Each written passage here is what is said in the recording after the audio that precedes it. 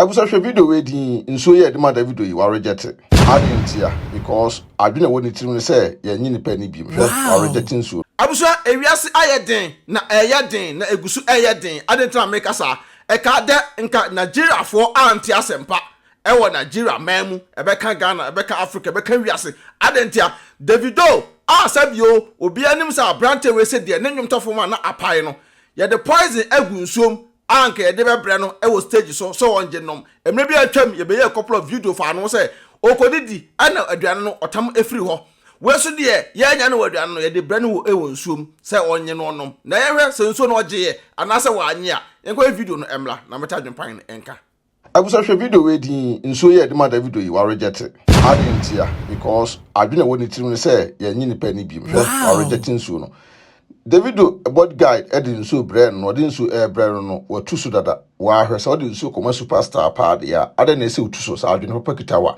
ese odin so no ma no na wo no aye dey ebie nsu na no enu ntema Davido reject because na ansan ekunkum eni ewuo basa aba industry na ni bre aba industry nti no obi ani ade ada honom won say odin so ne brand no otwe nsu na ano ne cap red ne kita no ha no den side e kata so hwe akwawe pa wakotunzo so de ede ebram ni aba pa be de no maide mehu ewusua obi ama nani na ho sede Davido ama obi ani eda ho maako eba no na san wu ekoso ne ahoye a wo industry no anu adin obi mpo betimi aseda awebo eye body guide pa e bibia gunsum ne ede ama wo ye de ma wa no ebe yo no fon we de betani team na akọ why na din so no ma no ye hwe nipa na ye hu no because nipa dos na ede e na honom nti yasra mu nyina mo industry no monye extra careful said de be ya nipa bonini bi emeje mo nkwa enye de influence Davido aya de pa se wan je se nsu yi anom abusua hwe nyadimika akohwe eye full video a Davido a wogina eye stage a wotimi say yes ani jem ena ede na omunyina omuje omuni ba eye Davido animu a abusua na asa areho nko na ede ewo nanim because abrante ye mobile ye ofiri mu Nigeria artist ya utimi so bia ede esu ewo abrante hu utimi so sa neoma no awurawura mu nyinam ama ne obi ede ehwe ne hu yi e ka de nka Davido nke kunu firi ewiase abusa edin e adwepan aka enkrata mu King Kong aka Fufokin aka Bema Enfan Yidanim Enyefom aka Mitwana Omotie Mr No Pressure udimecha pressure bede ebefa na sa from Mr International Man ye kasa kire wiase na bi muso kasa kire eyamunamfo wate aso baso mekafo tap send edama tap edwumadi ku a omaso ya snap person niska efra mano na ediko Ghana tap na mekanfo edama first time app na be here promo code AdwenepaheneTv na obogu menya discount kama na mekanfo Anaz Boy Enterprise eban all type of POP so Anaz Boy Enterprise bede your POP ide edama yensi dan yenye painting so Anaz Boy ebe ni nyina ide edama na ye mo dan so enka so dia Destiny Roofing and Steel Trusses Destiny so be the board dan so kama ide edama okona so edin AdwenepaheneTv BeckyTv na me say kan Jatasment Ore Ibrahim ama ne cement no so be the be ma wo dan wo di si ho a nya da dan be de ebu agukwa abusua me ka asemi da kire mo say industry na sabi ye nyina ye wo mu no industry na wusu wo mu no eso ye extra careful because the way at this time no asa ahoye bi ewura manfom anibre honhom bi ewura manfom a nipa oben ene ne ye de ekoka bom nipa oben wo ne na ye fine pa na sa nipa na oben wo no ye ne ye fine wie pe na afredo ma bopo se ye mekun free wiase adenta adwempan me kasa wo hwe de we anansan industry no we obati we ya ne bawu obati we ya ne yerewu obati we ya woyale obati we ya yepese kunu firi wiase adentia se wo bo homode ne age din kakra wo bo homode ne epeja esene obi pe na nipa no afa kwempe so ye de ojo nkwa firi osem na nkesi de se obi a woya big artist say what ya say big star wo komane ensu a e wo stage a yentu ano tio wo komane ensu e wo stage a yentu ano eno bi krombo beka se se otu ano no enye bone ene wote wa se nsuo no Davido ejina hoyi onye small players a tie nie pa onye small players a so benya pa he Burna Boy de we ne maame ne maame edi ne ba na chi no abusua abrante no benyina che pa abrante no ebe ko nanim ewo industry nim adentia hwe se maame ta wachi a papa kora fa no ho maame na wo fa na ya ase baaye no so tawochi a papa mponye de emfa no ko papa de oba ofo wetimi de twe ebe daada no awa papa no edna adwena de akwakomo mo se de abrante mobile ne papa ekoka na tanfo ho a omutimi ko sie na animu no so no hwede we abena boy maame okoba bia maame di na chi yebeka se na maame o kire no won kire no obo ne ba no ho ban odi ne ba na chi 24/7 ohwe adwena ne ba ne bedie ensu a ne ba no benom ba bia ne ba ne beda wate ase ne nyina no maame no ebo ne ba no ho ban wo de na wo ya edama oba hwe Davido enam hoyi se sie kan say ne yire a one ne tie chonman okwa ni je nko basa one amanfo we na mo se nyuma ne nyina no eya ade aka Davido maame ntimi nya ese ka ne yire no na ese kidna chie de eye bato bejai amokunu no akwa bra ba diska ede abre no se wonji no oni no no so onye de oye momo ne din ba wo hwe Davido a nansen okoye e ma ye serve na aduane ye serve no pagya firi ho e ma ono aye de serve no ho onye sumo prayer sa won se e kan say bodyguard ne din so ne e ma no odin so no ma na rejɛcted so no cap red ne kita no ha no sa den side e kata so no den sa kata so because adentina bodyguard no tema Davido rejɛcted so no bodyguard ne de enum so no ewiase obia ne edin a ye de eto no ensa tea nyina anya de enye pe hwe ho ye amafo bebre ebe challenge e wo video we sem se adwenepa ne na se Davido kra no bodyguard ne num so no e bia Davido na ne ye pe no enye bodyguard no tenie pa Davido no ena ne ye de ye pe no enye bodyguard na ne ye de ene ye pe no nti wo na ye bebo odin se pe se poison wa wo na ye bebo odin e de gusu no wo na se bi wo gi ade na ebenya wontem because omo wa ade bi wo se nya wo na me pe na we na me pe ne de a ene nipa no no krompo ahwe nye de enye no nti industry no no de we se say enoma esi ekọ no de wa emu adendenden ne de mesre obia so mo na nye de ena ho enso no ye de bro no ye ntu so kra men no tenie pa se de enso no bre mpo na ye ntu so a men nom da because ene no ye timi de paneye ewo nsuo ho ye timi de paneye de ewo nsuo me ka se me adwene pan ne tawa me ko Ghana ka na me yusuo me na mo a ye o ice chest wo mu a ensuo de ewom na ensuo no boga bi okoduru Ghana ono na manfo na ma no no enom eye vortic no no ato eye pure water da ma boys nse anase omo no nam so menye de omo no menye sa ade ne bi da se vortic na wo no mu a nipa no mo nam ne nyina no mu nyina mo no vortic no ko nipa adwene wo nipa bi mutum nye omo no se we ye wo nkwa wo de a ye beta bo nipa ne pa ama ho ye bi wo nipa nim to beto poison one obetimi de paneye dan chama bonyuma afra nsuo eda gu paniem no da wo ho nketengete nti wani ma ho woni ba wo so no na wonsuru mu nyina de atete etimi koduru Ghana no my experience am ko face nam de kira wi vortica menom eno abi ena na boys am na omnam no omu nyina anom me pass sie so why wadwene say e wo trim so obehia me abe poison me de a ena bebo tu so ayeda abo apampa so ma wadwene da otrim nya de enya adwuma because see asem koduru Ghana no ena meme no vortic na omno pure water na ye betimi de pane awo wunso na wo nom no ho ama ayede obenya problem ye de e wo ho ana so ya boga na akodu my Ghana ma make sure say fie wem ena wudidi a didi o sa fie no nkoam ena se bisa abrabo no so no ukọ wanim e o abrabo mu a na utimu sa nibre wo ho a make sure say meni di basabasa eni di rough titro pa party ase ubehu obi na akodu party ase no asam ne nan eho na wo kodi aduane 1000 years die edagu ne yam oye saade na eni brenti nipa be de ebeku ato atwene bo ho ban e wa aduane a obediem hwe ba bia nipa ukọ ne nchen a o serve aduane a obagi adi hwe nipa akọ ne nchen a o serve nsu a obagi anom na nipa enye nipa ede na nso yanwe nam ba one way a kwasempanyi bi ebetim just seconds abekun ayede ede wa firi wiase hwe ho ye na fa Davido die ya nso no rejɛcted no fire na fa o sabi adwene bi atutrim ye nyina ye mo ye ho ban because hu hia me sa na mesom ye de mesom hu ye de ehia but the way awiase asiko no adwempone nya ni bre ase nipa mu ma too much ti Davido rejɛcted nso na eye pa next time se bodyguard no edi nso ebere wa san ka kire nse wonye de won fa nko okwa ese wanga se mo pe bag bi a mo perform a bag bi a ebo sisi what a small bag bi na ebo sisi se wonu so ko perform a nsuo ba ko menu bi a na oda ide oda shem wow ye okay a no ade wayi no anom e simple as ABC enya sa pa dia stage na perform wo so no se nipa no so a me fa ice chest emesi so extra nya de ema wonsu kom de wa no akwa yi bi no anom wa hwe hu ya enne the way artist no ene sa actress no can say actors no ahoya abam sa blogging work no where this mistake kwase be de ebeku afiri wiase abusa share video we na nkoto obia se de be ya obia ni ebeda ho ewu wiase nyame adoma ye besan ye de ehia edin e adwenepan mesrem wo ba so ahia video no biem na subscribe to our YouTube channels BeckyTv ho AdwenepaheneTv so ye de e wo honom wo ba Facebook so a BeckyTv Ariana page so ye de e wo honom sa pe BeckyTv mungusra mun follow AdwenepaheneTv so ye de e wo honom TikTok ba bia ye ho pon se ko bi ene kako me do basia nyame adoma ye besan ehia biem. Peace out. Auntie is na from you. Hello? Auntie is mo we POP no. Any TV unit no. Na few painting no so eh. Hey, any company near come Anaspo Enterprise na. E who pictures was na mama. Okay, mama hwe. Hey, wow. I didn't ever say. Akwe me fi look come Anaspo Enterprise. Hey, wait a minute, could do 1,000 Chinese sister. Na Mr. Dear, neither na was that's a Nasbo Enterprise. I don't go in the POP if you paint in the Biadman.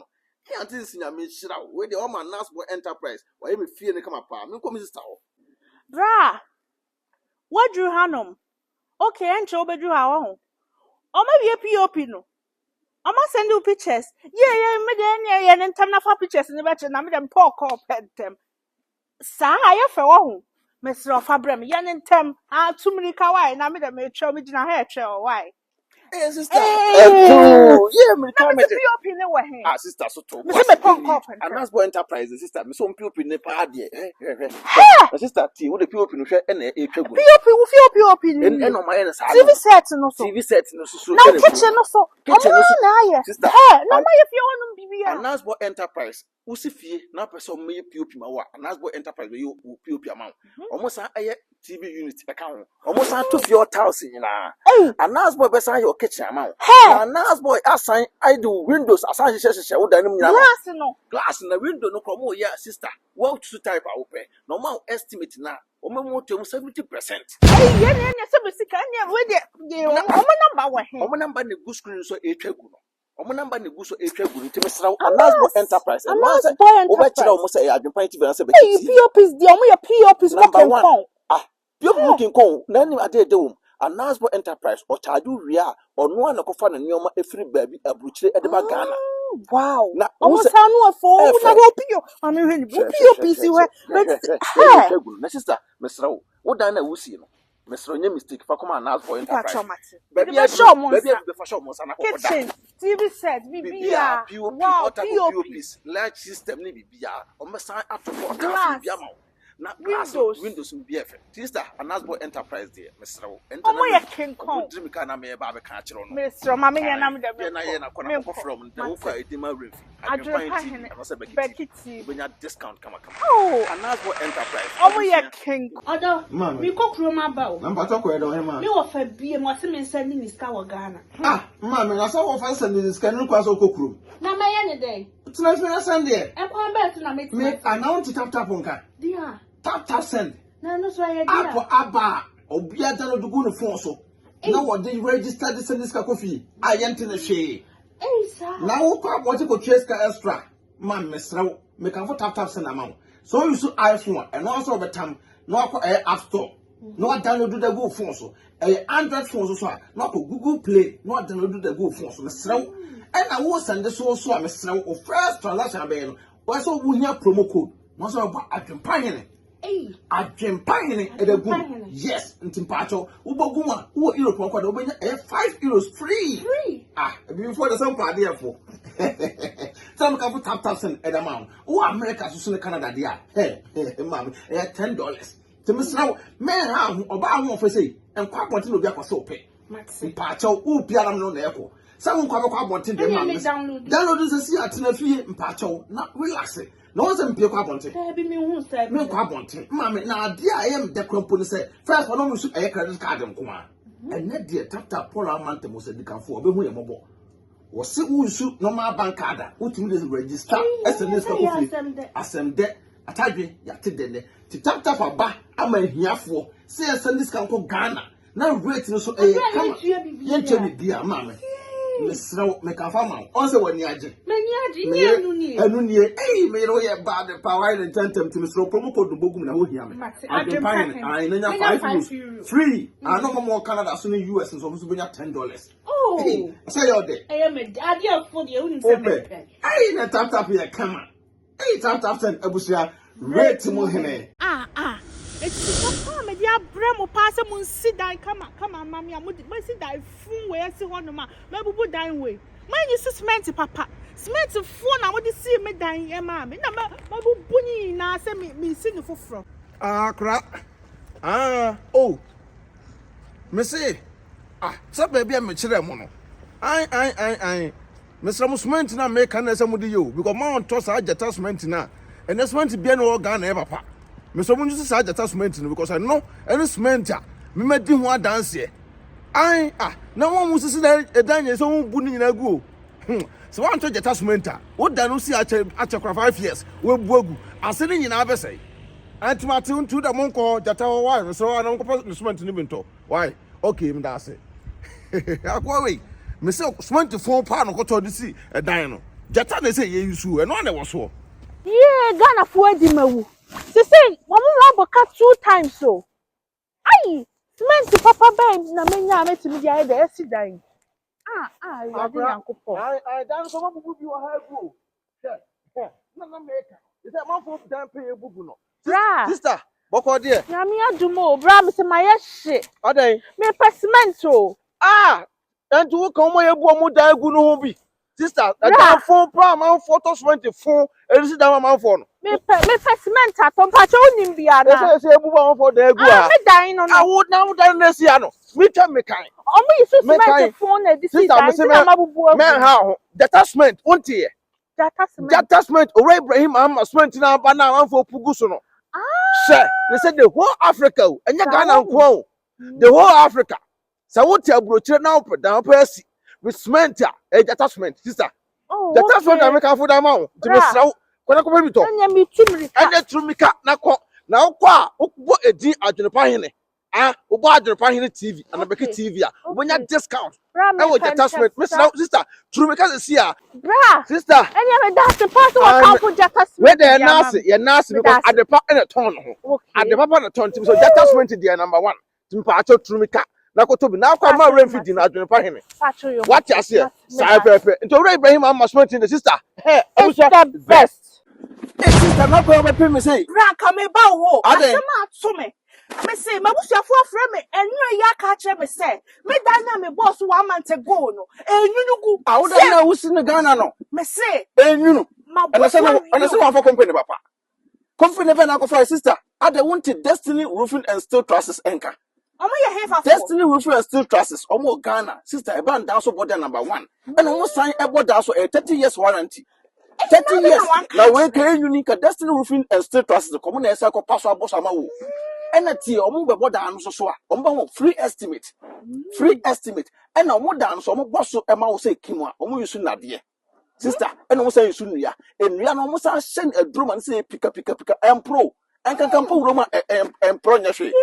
No, what I brought you and I walk off a carpenter, and you or say and quan check about Dasso. Wabra Destiny Roofing and Steel Trusses, sister, Mr. Udru Akrase pet. Uko a canna sepulcrase.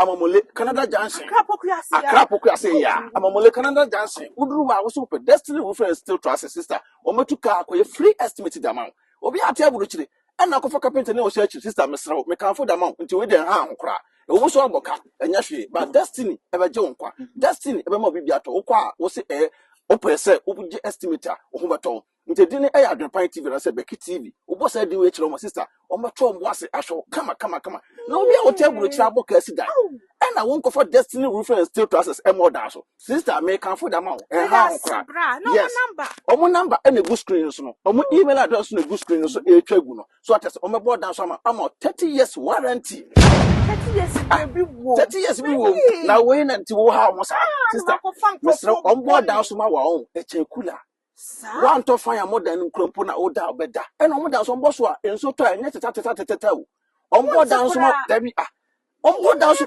omo be so abrochire Destiny na tidin omo be so abrochire on board down so wo dem ayefo anya tata ti makanfo da ma on to we dem srew obetimi no ankasa akonnect straight abusuafo bi ani for one na bi ani sa pepe nte mekanfo ayede edama to we pa de form number no so na ese etwagu email address na ese etwagu sister abusua Destiny Roofing Sheet and Trusses Omo ba magana for. AdwenepaHene otwa supre kwabrafo waye kwa bibrim han bafo otwa burumu odi putupuriye buraburu ma mansan wo fufuo tom